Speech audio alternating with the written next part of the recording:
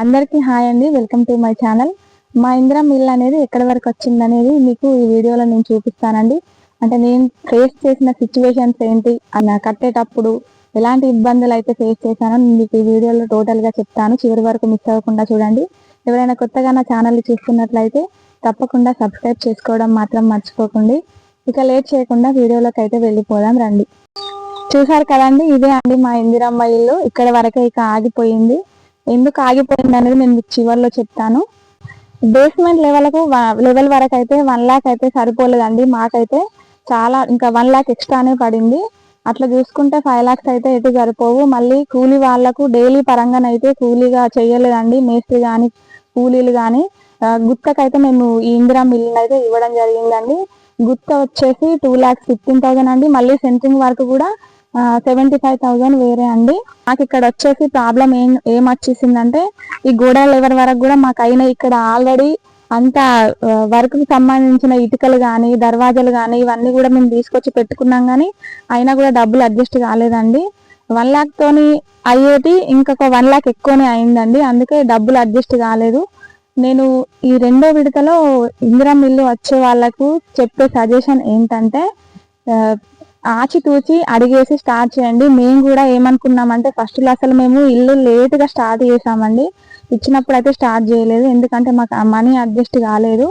నేను ఇదంతా ఊహించానండి ముందుగానే, ఎందుకంటే ఇల్లు 5 lakhs అసలు అవుతుందా ఈ రోజులలో, స్లాబ్ ఇల్లు మళ్ళీ అని ఆలోచించే మేము కట్టలేదండి. అందరు చెప్తున్నట్టుగానే మేము కూడా ఇల్లు ఎందుకు అట్టిగా గవర్నమెంట్ వాళ్ళు 5 lakhs ఇస్తున్నారు కదా, ఇంకొక 5 lakhs వేసుకొని ఇల్లు అయితే కట్టుకోవచ్చు, కంప్లీట్ చేసుకోవచ్చు అని ఎవరైనా అనుకుంటారు కదండి. మేము కూడా అలాగే అనుకున్నాము. కానీ 5 lakhs తోనైతే అసలు ఇల్లు కాదండి. ఇంకా 5 lakhs వేసినా కాదు, ఇంకొక 10 lakhs అయితేనే ఈ 5 lakhs కి ఇల్లు అయితే కంప్లీట్ అవుతుందండి. అంటే మీరు అనుకుంటున్నారు కావచ్చు ఇదంతా ఆర్సి దర్వాజా ఇవన్నీ చూసి 5 lakhs లో ఎలా అవుతుంది అక్క, ఇలాంటి బిల్డప్లు కొడితే అని మీరు అనుకుంటుండొచ్చు. అంటే మళ్ళీ రెడ్ ఇటుక కూడా చూసి, మా ఊర్లో సిమెంట్ ఇటుక పెట్టుకున్న వాళ్ళు కూడా ఉన్నారండి. దానికి దీనికి ఒక తేడా 40,000 మాత్రమే, ఎక్కువ అయితే కాదు. ఈ దర్వాజాలు టేకులు అయితే కాదండి, ఇవి WPC. ఇవి ఇల్లు ఎవరికైనా కొంచెం మంచిగా కట్టుకోవాలనే ఆలోచన అయితే ఉంటది కదా, అందుకనే మేము కూడా ఈ WPC అన్నది తెచ్చి పెట్టుకుందామని అనుకున్నాము. కానీ ఇక్కడ వరకే ఆగిపోయింది, మనీ అడ్జస్ట్ అవ్వలేక. ఇప్పటికే చాలా వరకు అప్పు చేసామండి మేము. 4 lakhs చేంజ్ వరకు అయితే ఖర్చు అయింది ఆల్రెడీ. పిల్లర్స్ వరకే, ఇంకా గోడలు కూడా కంప్లీట్ కాలేదు.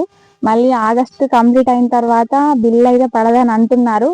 ఇక సెకండ్ విడతలో ఇల్లులు వచ్చే వాళ్ళకైతే మీ దగ్గర సొంతగా కొంత మనీ ఉంటే మాత్రమే ఇల్లు అనేది స్టార్ట్ చేయండి. నేను ఇచ్చే బెస్ట్ సజెషన్ మీకు. మీరు ఇబ్బంది పడొద్దని నేను చెప్తున్నాను, ఆల్రెడీ నేను ఫేస్ చేస్తున్నాను కాబట్టి. అప్పు అయితే బాగా వరకు మొత్తం అప్పే వేసి ఇల్లు కట్టుకుందామైతే అనుకోకండి. కొంతలో కొంత కట్టుకుందామన్నా అది ఎక్కువనే అవుతూనే ఉంటుంది ఖర్చు, ఎందుకంటే అన్నిటికీ రేట్లు ఎక్కువగా ఉన్నాయి. రాడుకు రేట్ ఎక్కువనే, అలాగే ఆన్లైన్లో ఇసుక కూడా 4,000, మళ్ళీ కంకర రేటే, అన్ని రేటే అండి. అందుకనే ఇల్లు కట్టుకోవడం అనేది అంత ఈజీ ప్రాసెస్ కాదు. అంటారు కదా, సామెత ఉంది కదా ఒకటి, ఇల్లు కట్టి చూడు పెళ్లి చేసి చూడు అని. వాళ్ళు ఏదో 5 lakhs ఇస్తున్నారు, కానీ ఆ 5 lakhs అయితే ఈ ఇందిరా మిల్లుకు ఏం సరిపోవండి. ఆలోచిస్తారని నేను మీకు సజెషన్ ఇస్తున్నాను. చేయండి. ఏమైనా డౌట్స్ ఉంటే కింద కామెంట్లో నాకు అడగండి, నేను మీకు రిప్లై ఇస్తాను.